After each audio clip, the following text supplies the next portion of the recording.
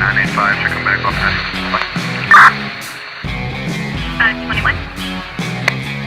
Start me a card for a parking problem on Truck when you're ready. Rocking up 505. 21. Start me a card for a parking problem.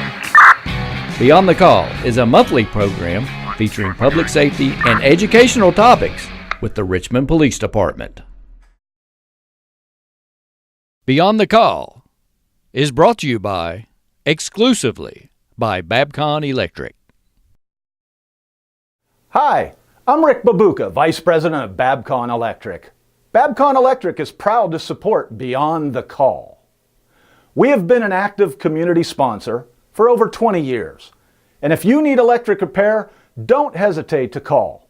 Call Babcon Electric at 859-623-3848 and expect superior service. Service beyond the call. Enjoy the program.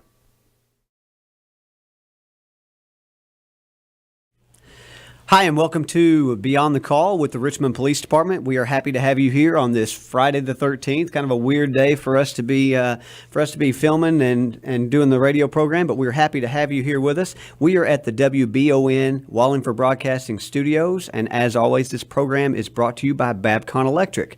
So, for those of you that are listening and have not heard this program, this is episode 5. We've done several programs before this, but this is a program that we started several months ago, and we've been working on it for about a year and a half now, and it is a way for us to reach out to our community in a different way. So we're going to talk about a lot of different things. Last month we talked about, we interviewed the Attorney General for Kentucky, and we talked about some of the things going on in Frankfort right now, and that's always hot topics. So if you're interested in something like that, you can go back and look at it. But always something new that we're going to talk about.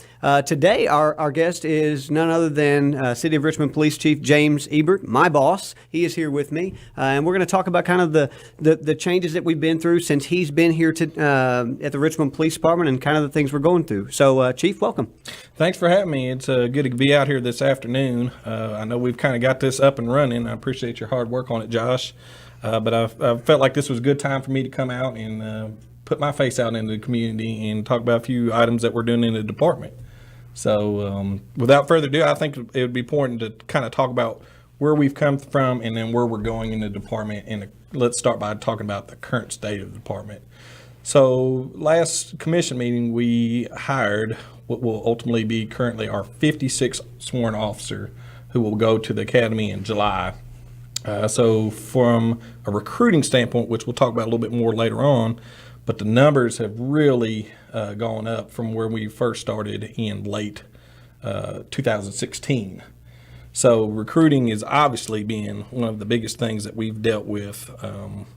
And as the recruiting goes up and as the people come out of their training cycles and off of their training post-academy, what we like to start to see is the operations that we do as a police department slowly start to change to give us more flexibility. One thing I'm looking forward to do as the weather's finally getting better for us is to get bike patrol back out on a more consistent basis. That's something that I would like to long-term reestablish the bike patrol unit. As you know, when you were here, long before I was here, that there was a full-time bike unit that got out, and I think that interaction is vital to the community. So that's something we're really looking forward to, hopefully in the near future, rounding out some of our patrol side positions and also looking to expand our criminal investigations division back out to where it should be. So that is kind of where we're at right now. Everything's been pretty engaging over the last couple months. We're in the middle of a promotional process for officers trying to promote up to sergeant. And some of them officers took their academic test today. Starting Monday, we'll be issuing out some of the materials for the lieutenants, hopefully yourself in that process to try to promote, because we're bringing back the rank of lieutenant, which had been gone from the PD for several years. We're bringing it back to kind of give us that clear chain of command instead of having such a flat organization. So as that goes, that'll give us a lot of room to growth. I hope to see a lot of the men and women of the department take advantage of those opportunities now and look to promote within the agency as well as fill out subspecialty units within the agency. And so I guess for a lot of you that don't realize, the city of Richmond, we have a vast area that we have to cover. And so for several years now, just like a lot of people or a lot of other organizations, and Chief, you can attest to this also, there's been a shortage of law enforcement. And it's been very difficult to find good recruits or to bring people in to cover the needs of law enforcement. Of course, we always talking about the drug problem. We always talk about the things that are going on. And, now it's getting warmer, so we'll start seeing, the possibility of theft increase because people are out moving around at night and other times. So, obviously we have to have people on the street to do that. And as you said, the bicycle patrol and some of these other specialized units, that's some of the ways that we will take advantage of the resources within our department to, I guess, combat crime and keep our citizens safe. Is that right? Absolutely. First and foremost, we're in the business of enforcing laws. That's where it begins for us as our top priority. And then a close second of that is community engagement, which obviously we'll talk about, but we have been pretty active since I've been here as a chief, really reaching out to different aspects of the community and implementing different programs such as Coffee with the Cop. We'll talk about an event coming up next Saturday with Kona with the Cop, and we'll continue to do that, increase that outreach as the manpower goes up. But I wanted to circle back to a point that you were talking about earlier, kind of a nationwide shortage of police officers. Now here in Kentucky over the last year and some change, that kind of got compounded by a bunch of different factors. Last year, we know we had the initial round of talk about what are we going to do with the pension plans. Hot topic right now. Very hot very topic hot now, topic. with the last one just being signed by the governor and then being challenged by the AG's office in a lawsuit. But even before that, a year ago, we had basically the same conversation come up, and it spooked a lot of experienced officers out to retire probably earlier than they wanted to. And that has created a shortage. That, in addition to, if you go back several years before that, when we make that transition from Tier 2 to Tier 3, which for everybody out there was basically when they changed it from a 25-year pension to a hybrid cash 401k based retirement, that fundamentally changed how we do business as far as recruiting and retention in law enforcement. Yeah, those two major factors add to some changes in generation and their views on work-life balance, kind of has all led to a massive shortage nationwide, but specifically Kentucky-wide, that is just now being addressed at the state level. The Department of Criminal Justice Training Center, which is right down the road from us, as you may know, they expanded their class sizes to accommodate more officers to kind of adjust for that, and they're actually going to reduce the number of training weeks from 23 to 20 in an effort to try to get those officers out on the street a little bit earlier. But as I go to chief conferences, as I go to training and I talk to other chiefs, Richmond is not in a hole by itself. It is universal across the state. We're all having trouble recruiting. We're all having trouble retaining the best and brightest officers. I sat down a couple weeks ago at a forum as a guest speaker with a table of other police chiefs, and it was really striking to hear kind of the different way that they look at recruiting. They said 5-10 years ago, when you sat across the table at an applicant, you'd look at he or she and you would say, do I want this person in my organization for 20, 25, 30 years? Times have changed. I had a chief in my organization that has about 110 sworn officer positions look and say, we consider it a recruiting win if we can hold an individual for 5 years. Wow. That is a massive change from the 20-year, 25-year, we'll have this person for life. And this is agencies that are significantly bigger than us having the same problem.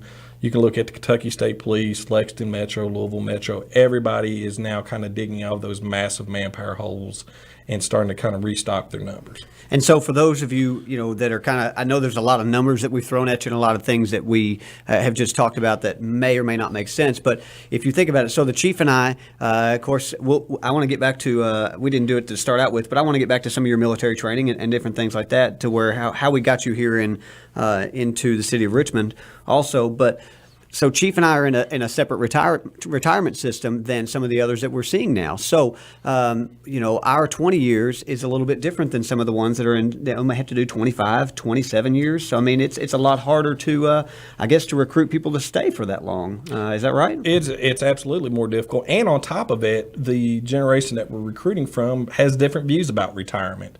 What we're finding is our generation, the Tier 1 employees in hazardous duty, those used to hang on well past 20 years and give you lots of years of experience on the back end.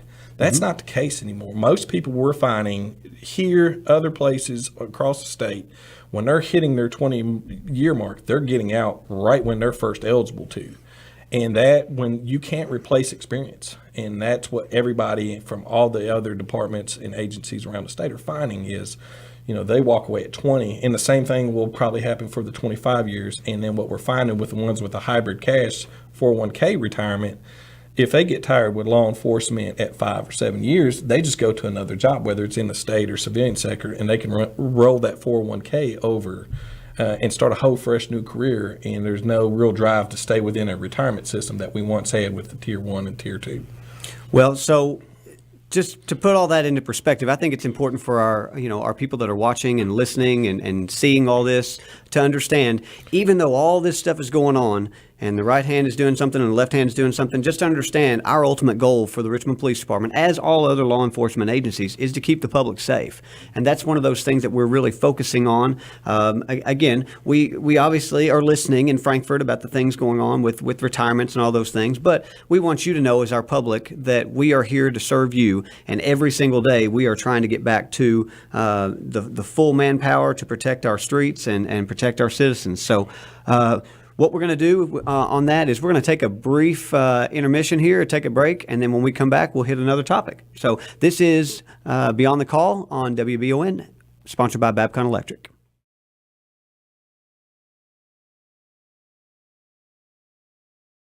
Beyond the Call is brought to you exclusively by Babcon Electric. Hello? Yeah, I can fix it, yeah. I'll get a call as soon as I get done here. This is going to take forever. Hi, I'm Rick Babuka. Why waste your time dealing with someone who's never going to show up? If you have an electrical problem, we can solve it. Trust the experts at Babcon Electric. No job is too big or too small. Call today for a free estimate. We'll even show up, I promise.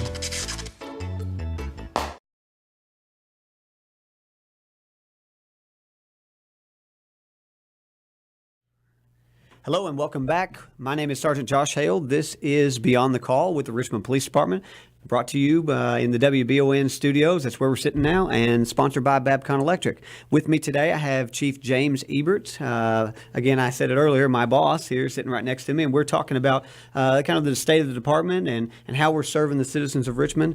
But as we do that, and we'll circle back to some of the recruitment and retention things that we were talking about, but I want to give you give the opportunity to hear the background of Chief Ebert and let him tell you kind of a little bit more about his story. Chief? Thank you. So if you go back, when I first started in law enforcement, I had a very short stint of about a year and some change with the Nicholasville Police Department. And that was kind of post going through Marine Corps boot camp and military police school, and just kind of finding what's the first professional job I want. I went to Nicholasville, worked there for about a year and some change, and then I had an opportunity to move on to the Frankfort Police Department, where I worked approximately about 16 years and some change, and achieved the promotions of sergeant and lieutenant. Got to be assistant shift commander.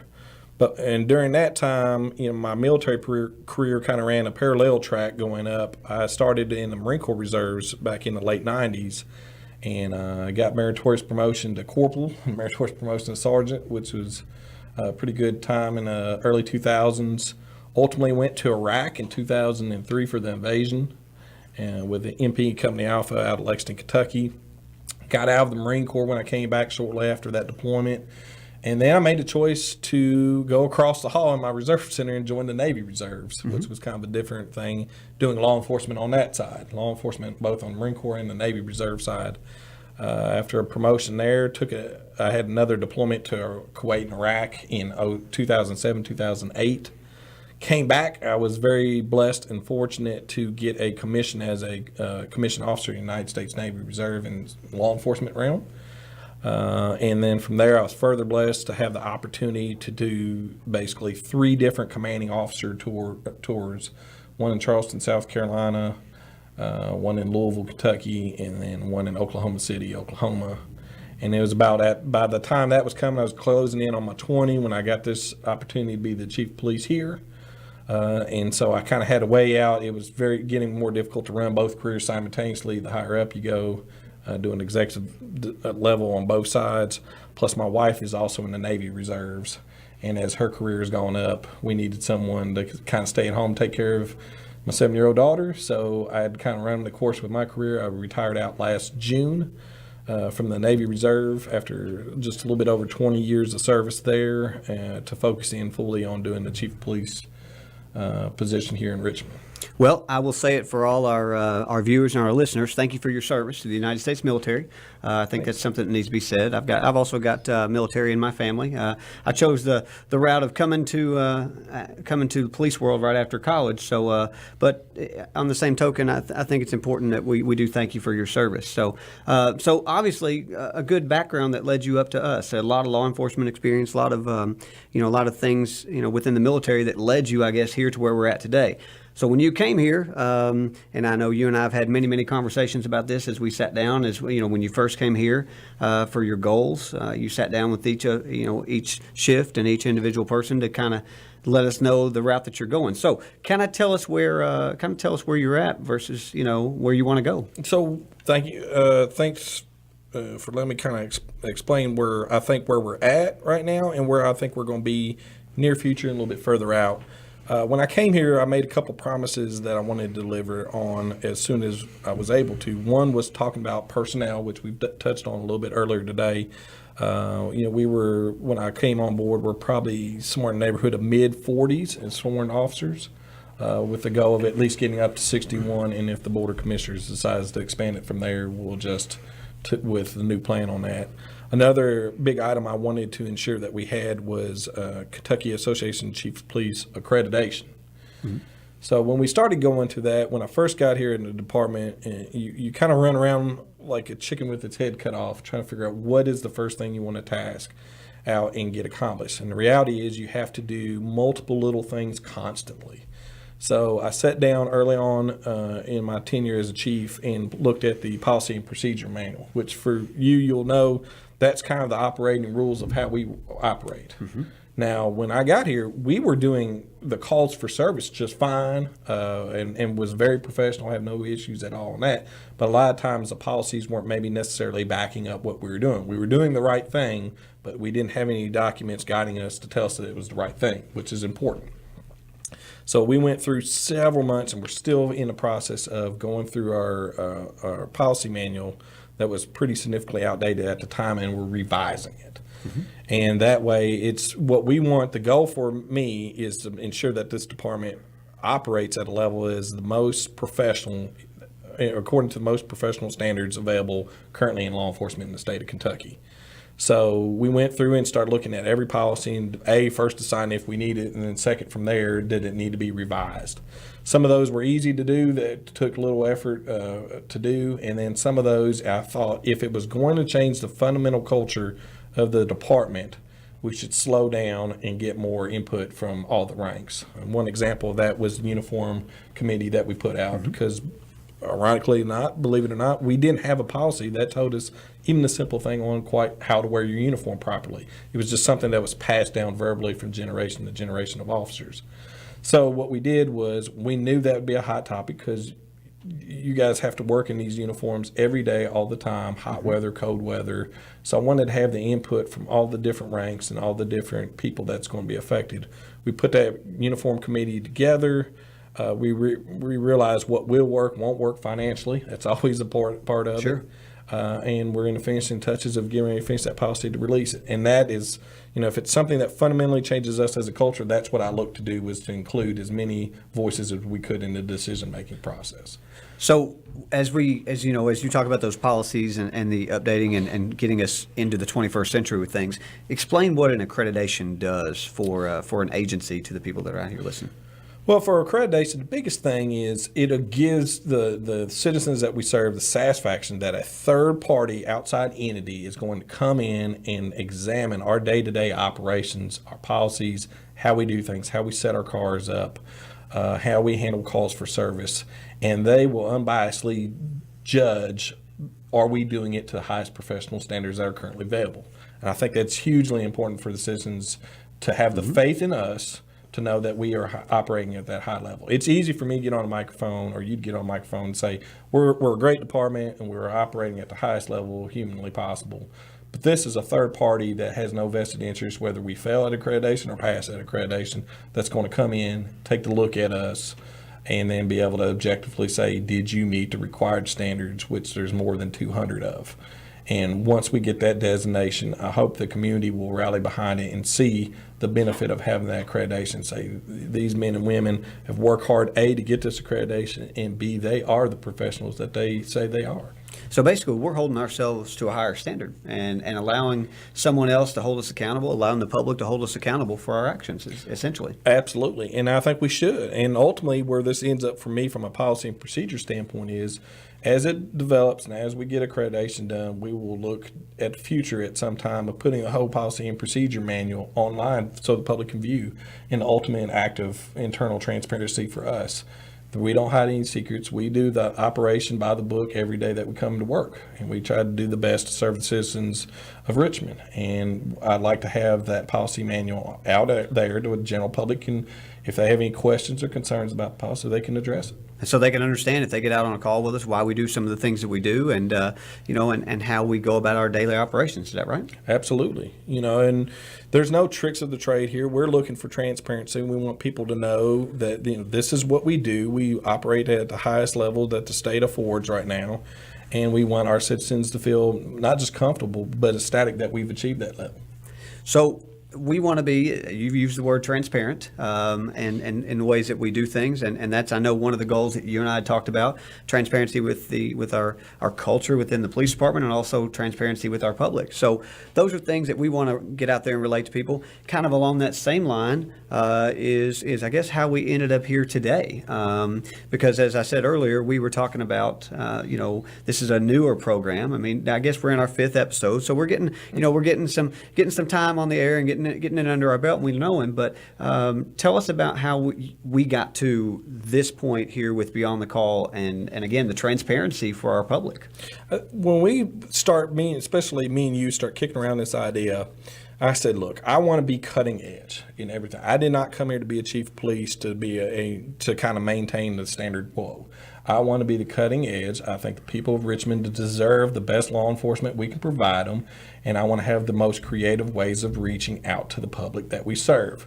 So this was one of the things I got looking around. I said, who does podcasts or who does live video feeds around the country? And you really can't find much of anything out there. 3 agencies is what I found, and we are one of them. I'm sure there's more, but we are one of the only agencies that is doing a podcast or doing a kind of a radio program. So you're right, cutting edge. So I wanted to be that cutting edge. I wanted to have that transparency. Ultimately, it was a way for us as an agency to reach out specifically to the constituents of the city of Richmond, get the facts out, right, with no other filters or biases put in there, and build that community relationship. Ultimately, we want this to be a two-way conversation where we can field questions that people have, and concerns that they have. And it's nothing more than what we've done in other aspects of it. We do Coffee with the Cop, and we encourage people to come out to give input on police services, good, bad, or indifferent. So if you want to come out on those events and just have a coffee, that's fine. If you have something critical, that's fine too.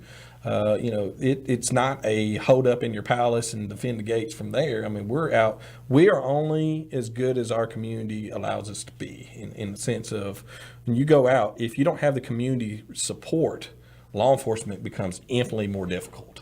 So that was the goal of having these type of programs where we get out and talk to the community, get the message out. I want them to see kind of what we deal with on a day-to-day basis, the hot topics that are addressing us, like last month with the Attorney General, recruiting. I get asked so many times about recruiting and retention from just general people in Richmond of, why don't you just go out there and hire 4 or 5 people off the street?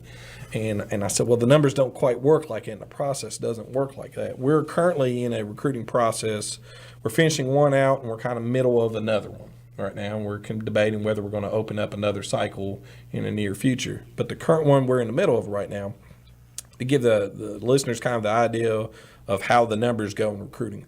We opened up recruiting for 2 months and took applications. We got 54 applications, which for our size agency for 2 months, pretty good number. You always want it to be more is better. Sure. But 54 is a respectable number. I'm sorry, correct that, 59. Okay, so then when that time comes and we close it out, we set up the first round of testing, which for us, we try to do the physical fitness test at DOCJT first, and then if they pass that, they move on to academic written test. And then from that on, we move on in the process. So when we started with 59 paper applications in hand, first thing we did was send out an email to kind of give them the date and time of when we're going to get into testing. Well, ultimately, what we ended up we had 35 basically did not reply to the initial email. So at that point, we have to assume, you're going from 59 to 35, that those people were no longer interested in the process to get cut. And when you go to the PT test, and you're always going to lose 1 to 5-ish, depending on that. That's people that show up for the physical fitness test and don't pass one of the 5 categories or don't make the total number of points needed. And then add to that, if they make it through that, then you get to academic testing. And then when you get through that, we started with 59. We ended day 1 testing with 14 candidates remaining. So it's definitely thins the herd, if you will, in a lot of different ways, whether we want it to or not. It thins the herd, and ultimately, we're not here to, we don't go into recruiting with the goal of getting just bodies or mediocre candidates. Because we want the best people on the street. I want the best of the best that I can get in any given recruiting cycle. So out of these 14, realistically, as traditional numbers have been in the last 18 months I've been here, we look forward to hopefully maybe getting 3, 4 if we're lucky, 2 or 1 if we're unlucky. So I guess that can, as we wrap up to take a break here, I guess it can kind of give our general public and the listeners an understanding of why is it taking so long to get officers out on the street? Why are we, why don't we just hire Joe off the street or whoever it may be, so that we can get out here and just put them on the street. Basically, we're trying to serve our community in the best way possible, and that's a significantly long process to do so. That's it. You want, when you're putting that much authority into somebody to make arrests, make potentially life or death decisions, you want to make sure you've done the best vetting that you can do. And just to kind of put it into perspective, law enforcement is one of the only jobs where we have the authority, I guess, to take someone's freedom for a period of time. Now, again, and not to sound gloom and doom about it, but in the grand scheme of things, when we're ordered to arrest or there are things that we have to do, it's one of those things that you want the best of the best out there. So. With that in mind, we're going to take a break. This is Beyond the Call with Wallingford Broadcasting and WBON, and sponsored by Babcock Electric. Beyond the Call is brought to you exclusively by Babcock Electric. Hello? Yeah, I can fix it, yeah. I'll get a call as soon as I get done here. This is going to take forever. Hi, I'm Rick Babuka. Why waste your time dealing with someone who's never going to show up? If you have an electrical problem, we can solve it. Trust the experts at Babcock Electric. No job is too big or too small. Call today for a free estimate. We'll even show up, I promise.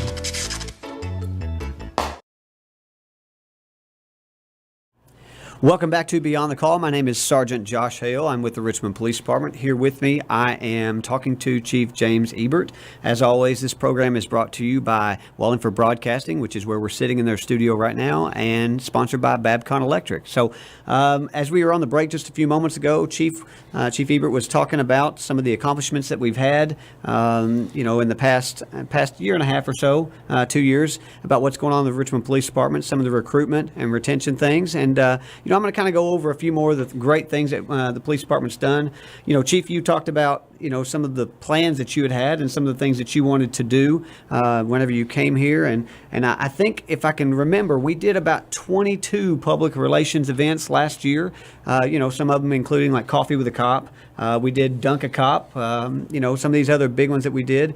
We brought back Citizens Police Academy. So a lot of things that we did at the police department last year that are going to become annual events once again. So as we kind of jump into that, Chief, why don't you tell us about some of the things that we have coming up, and then we'll kind of segue into that. Well, the next thing we have that we're really excited to do is next Saturday from 11 to 1 in the park, and that's Kona with a Cop. That's April 21st, is that right? That's correct. Okay. And our friends at Kona, Bluegrass Kona, are going to be donating 3 hours of free Kona ice to us.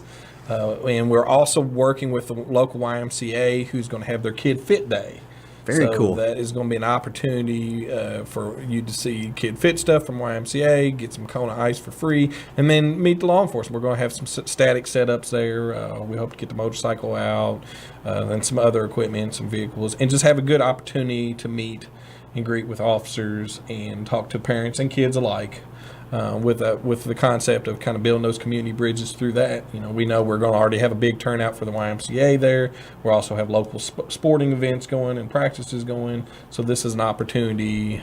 Come on by, see us, get a free Kona ice, and let's talk. So, and a big word that all parents like to hear is free. Obviously, for that. Where is that event taking place at? It's going to be at the playground in the park here. Okay, so in Lake Reba Park, Correct. which is the biggest park area in town, like you said, Saturdays, a lot of ball games going on, and then hopefully it'll be a beautiful day to bring your kids out anyway, just to come out and hang out with law enforcement on a different level. Come down to Main Strip. You'll see the setup. It'll be a pretty massive setup with law enforcement and YMCA setting up their booths and what have you. Be hard to miss. Look forward to seeing them. Well, so whenever you kids come out there, I want you to make sure that you tell all the police officers that are out there that day that the chief and Sergeant Hale told them that they had a challenge to put as many Kona ice flavors on the ice as you possibly can, and see if they'll actually eat it with you. We want to have a fun day and just do something different, right? I absolutely look forward to it. Early results on the weather seem to be favorable, kind of mid-60s, slightly overcast.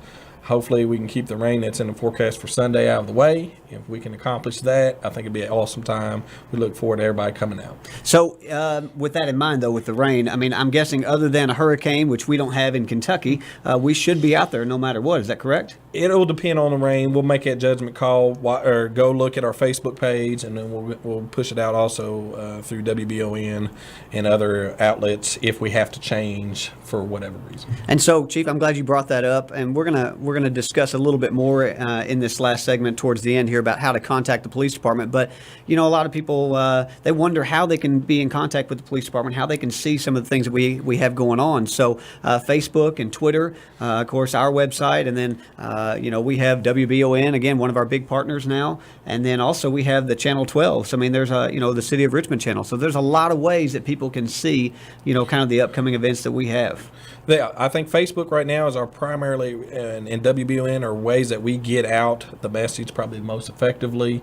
One thing I have to ask about Facebook Messenger, that is not monitored 24/7 for us. So we do want to hear from you if you have concerns, questions like that. But if it's an emergency, please call 911. If it's not, call dispatch non-emergency line.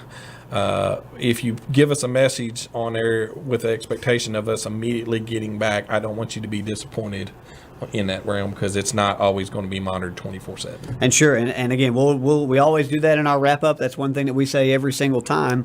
But again, Facebook is a way that we're getting in touch with people, and a way that because there's over 1 billion people in the world that have Facebook. So we figure a few of those people come from the city of Richmond. So that's how we're we're getting information out there, and it's it's updated pretty frequently. We have that team of people that are doing that. So that's what we want you to do to see what we have going on. So you got Kona with a Cop. Obviously, there's a few other things coming up. I don't want to throw some sporadic dates at you, but June 30th, I know it's a ways away, but we have kind of a Kids Day with RPD. And where is that going to be at, That's Chief? going to be at the Richmond Motorway. They reached out to us and they invited us to come and participate and have an RPD Kids Day at the Motorway. And so those details on the event are also on our Facebook page. I think that'd be a great event. It's my birthday. So My daughter's too, so it's going to be a fun day. I think that'd be a great opportunity to go out on Motor Speedway. I've not been there yet, so this will be my first time going out there. I'm very interested to see how that whole thing works out there. Are you going to wear a helmet and be out there racing with everybody else? I don't think- Or how's that going to work out for you? I think liability-wise, they probably won't let me out there, but I'd love to drive out there if they'd let me. Well, so we hope to see you there, and again, we'll have more to come on that, and again, more to post as we get closer to it with with our Facebook page again, and how we do that, and we'll have another program between that time, for that programs or that event. So we have that coming up.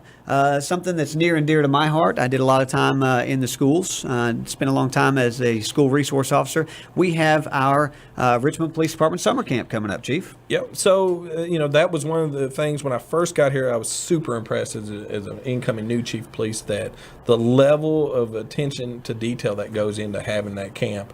As you know, you stepped away kind of from the school resource officer thing, and Amanda's stepping in that role. She's doing a fine job with that, along with Whitney Maupin, who just got promoted to a master police officer. So those two individuals are kind of spearheading a lot of the efforts for this year's summer camp. So I'll turn it to you as a subject matter expert, having done it several years, to kind of tell the people what it's about. So the summer camp, first and foremost, again, this big word that parents like to hear, is free. All right, so every parent wants to have something to do for their kids during the summertime. I know just like every other parent, my kids at home during the summertime, they drive me crazy too sometimes. So you want to have something to do for your kids. The Richmond Police Department summer camp is 4 to 5 weeks every single year, and those kids have something different every single day that they do. So we take kids 11 to 14. So this is the big thing you want to pay attention to right now. Ages 11 to 14. Again, it is free to you, but the reason we do the ages 11 to 14 is because of some of the subject content that we have, and we do a lot of stuff with teenagers, and we do nothing bad, but we do a lot of things about bullying and a lot of information with leadership that we want to make sure that we're getting them beyond the elementary school age. I know the City of Richmond does have other camps available for those that are not elementary age, but 11 to 14 is the age for us. Now, where you can get this, where you can get the application for this is we're gonna put them out at the Richmond Police Department probably within the next week, and then also they'll be in the middle schools. So we do like these kids to be Madison County kids. Sometimes we make the exception, but we do want to do that because we do want to serve our community. We will only take 50 kids. So it's very, very important that you get out there, you get that application in, get that to us. If you get it at the police department, you can return it to the police department. We will get it back to Officer Madden, Officer Maupin, or even myself. I may end up still having to segue kind of into what we're going to be doing this year.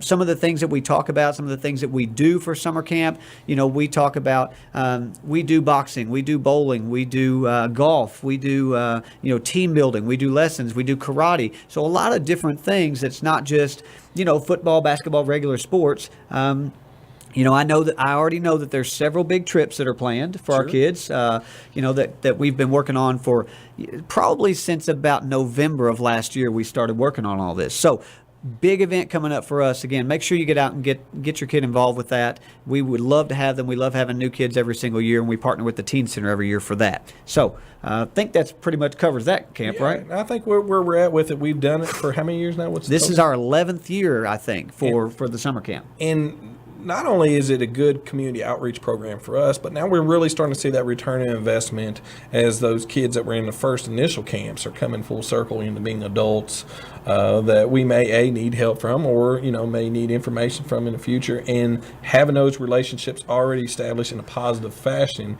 always pays positive dividends for law enforcement. So that's one thing we definitely want you to be a part of. Then we also have a couple of more things coming up. We have Dunk-A-Cop, which is a big thing that we partner with Big Brothers Big Sisters of the Bluegrass, and it is just what it sounds, Dunk-A-Cop. Dunkin' Donuts, we've embraced the cliches, and we've embraced those stigmas about the donuts and the cops, and we have a great time with Dunkin' Donuts. And then WBON comes out. Again, it's a fun day for us, and kids get to come out and throw a softball in a dunk tank, and we get to get dunked and we all eat donuts and have fun with Big Brothers Big Sisters. So that's coming up. We'll give you the date for that. And then, Chief, again, you allowed us to bring it back last year after we hadn't done it in 7 years. And the lady behind the camera, Gwendolyn, right now, she actually was a part of it last year. We have our Citizens Police Academy coming back again. That's an awesome program. You know, in Madison County, we do it a little bit different. We do it kind of as a county-wide program with the help of a lot of the other agencies involved. We have the distinct advantage of having the Department of Criminal Justice Training Center at our back door, so we even include them in. But it was a really good way, I think, if citizens really want to know how the day-to-day operations go for law enforcement. It is a commitment of time, but I think anybody that's gone through it would easily say it's well worth it. It's eye-opening on how we do. It'll take away any of the mystery or concerns of why we do what we do. It's an opportunity to meet officers on a regular basis and get good positive impact and see what policing is like day to day. And so, just to give you an idea of when that is, Gwendolyn's sitting here, and I know she's probably reminiscing back on some of the events that she had, you know, and some of the things that we did. That happens in September. So that's our plan, is to get it going in September. It is about a 12-week program. Now, we're not going to take you to a police academy for 12 weeks. It's kind of a commitment, one night a week, and we did it Mondays last year for several hours. But we want to make sure that if you do come and participate in this, that you know you understand it is a commitment. So you want to make sure that you're able to give that time. So we have that coming up. We'll put out applications and put out information again on Facebook and on our city website for that. And then, you know, just we'll keep in touch with you as we go through about all the things we have going on. So, Chief, we're kind of wrapping up here. That's kind of our upcoming events. Anything that you would like to talk about as we wrap up? Sure, absolutely. You know, I'd like to say to the citizens of Richmond how much fun it's been to be the chief of police. High stress job, as you're well aware of. There's a lot of expectations, both socially and politically, and from the citizens and the politicians to get the job not only done but done right. We have internal expectations, and I feel like at this point we're really meeting them, and we're really making solid gains going forward. So it's been a blast. I look forward to continuing on building those relationships with the community. So thank you for giving me this opportunity to come out today. And Chief, we appreciate you coming to be on the call. Obviously, I appreciate you allowing me to be on a radio program. I mean, who gets to do that? I mean, it's pretty cool to be able to do that. So as we wrap up, again, I wanted to reiterate the importance of some of the things that we talked about just a little bit ago. You know, if you have an emergency, we want to make sure that you call 911. That's, you know, this is something that it's something that we teach our kids in elementary school. Something that we want to make sure that if you don't even know the emergency number, you can call or don't know the non-emergency number. If you need the police, if you need EMS, if you need fire, call 911. We'll, put the information where it needs to go to get you the help that you need. However, if you'll look on the screen as we do this, we always do this, when we go back and edit everything. The number for our non-emergency is 859-624-4776, and that is dispatch, and they'll send you all the, if you need EMS, we'll send you EMS, fire, police, whatever medical assistance you need or first responders you need. So we want to make sure that you do that, and don't, as Chief said earlier, make sure that you don't put this out on Twitter and Facebook. As we do monitor this as frequently as we can, we just can't monitor it 24/7. It's just not possible. So make sure that if you need the police, you contact either 911 or, again, 859-624-4776, and we'll put the links to our Facebook pages and Twitter and all those things that we have up on the program as we do it. But that's basically what we wanted to say to our citizens out there for emergencies. Absolutely. Once again, thanks for giving us the opportunity. Help us help you to stay safe. We look forward to serving you in the future. So, my name is Sergeant Josh Hale, as always, with Beyond the Call. We are sponsored by WBON, Wallingford Broadcasting, and Babcon Electric. We look forward to seeing you for our May program. Thanks so much.